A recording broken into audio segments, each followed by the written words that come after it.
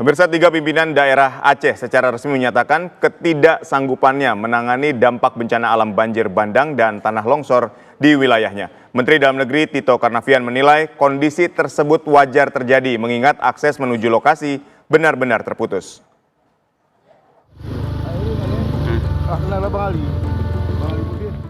Situasi darurat bencana Aceh memasuki babak baru setelah 3 pimpinan daerah secara resmi menyatakan ketidaksanggupannya menangani dampak bencana alam di wilayahnya. 3 kepala daerah yang menyurati Menteri Dalam Negeri Tito Karnavian adalah Bupati Aceh Timur, Aceh Selatan, dan Aceh Tengah.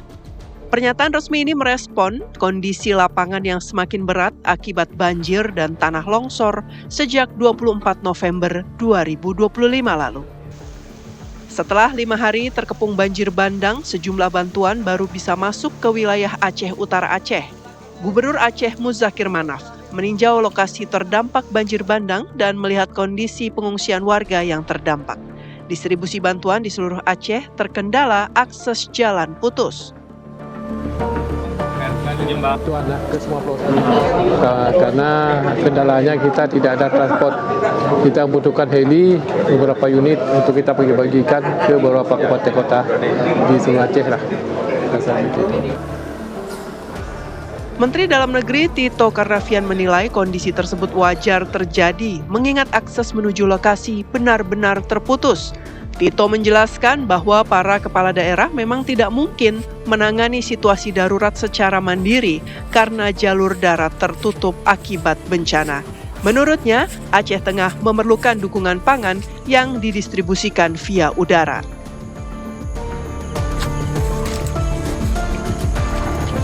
Tapi memang untuk daerah-daerah yang terisolir seperti apa tadi, Aceh Tengah, Bener Meriah kalau saya tanya pasti nggak akan mampu.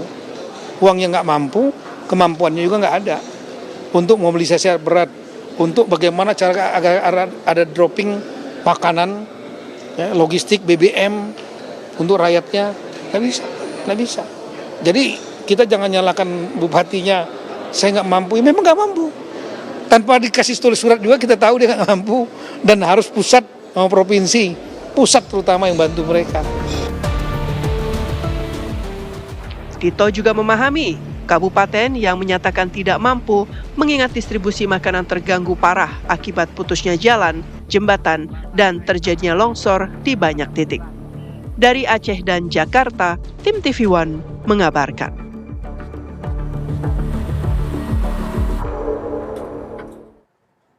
Pemirsa, sejumlah kabupaten di Aceh menjadi yang terparah diterjang banjir bandang. Usai banjir surut, terlihat tumpukan sampah dan harta benda berserakan di jalan. Lantas bagaimana penanganan dan kondisi para korban bencana? Kita sudah terhubung langsung dengan Bupati Aceh Tenggara. Assalamualaikum, selamat sore Pak Bupati. Waalaikumsalam Mas Aditya, selamat sore. Baik, Pak Bupati, bagaimana dengan kondisi di Aceh Tenggara saat ini? Kondisi di Aceh Tenggara sampai saat ini sudah mulai membaik, Mas Aditya. Kami bersama beberapa dinas baru dari lapangan, mungkin baru 5-10 menit sampai ini di kantor, mau berembuk lagi agar merumuskan pasca banjir ini bagaimana pembersihan, bagaimana pengungsi, apa yang kurang, kita bertemu dengan pengungsi, apa keluhan agar kita cari sebuah solusi yang terbaik untuk rakyat dan masyarakat kita. Baik, apakah masih ada titik-titik yang terisolasi atau wilayah-wilayah yang terisolasi hingga saat ini? Khusus untuk Aceh Tenggara yang terisolasi ada 2 desa di Kecamatan Ketambe. 2 desa tersebut bersebelahan dengan Kabupaten Gayo Luas, yaitu Desa Simpurjaya dan Desa Mahbundar. Baik, penanganan sudah dilakukan di 2 desa ini dan bagaimana distribusi bantuan diberikan kepada warga di 2 desa ini?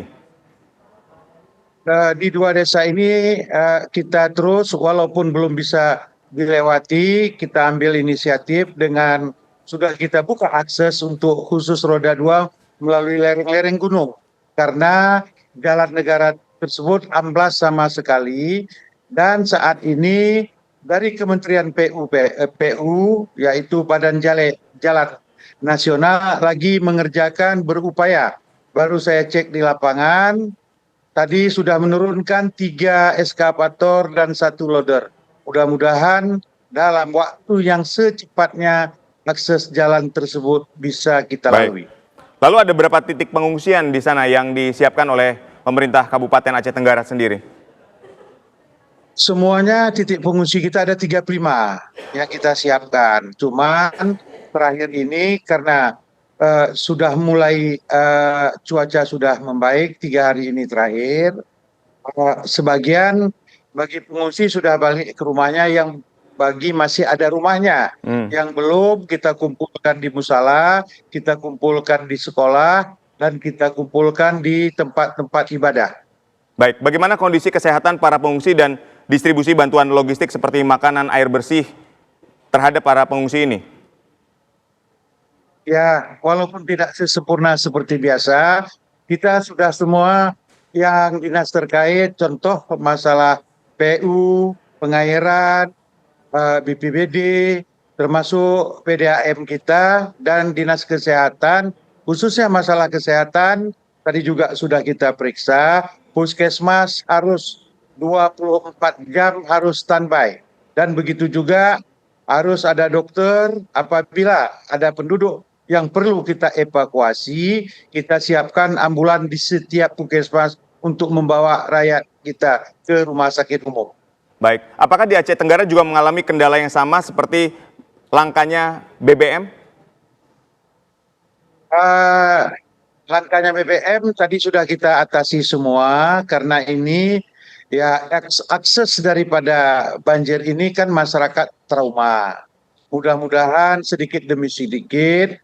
Nah, dan kita sudah bersurat juga ke kementerian, baik melalui gubernur untuk kelangkaan BBM ini.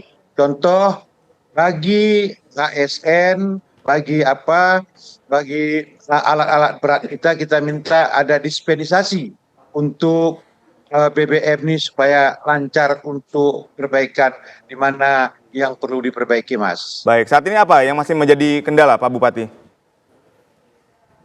Kendala ini masalah transportasi tadi, jalan yang putus, ini yang lagi kita hadapi. Setelah itu baru kita melaksanakan pembersihan.